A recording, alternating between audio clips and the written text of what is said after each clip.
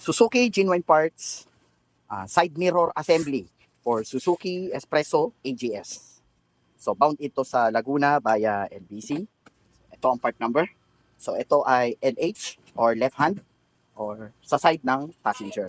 May pinagkaibaan side mirror ng AGS and MT. Sa AGS, powered side mirror na yon. Kaya ito ay may wire dito.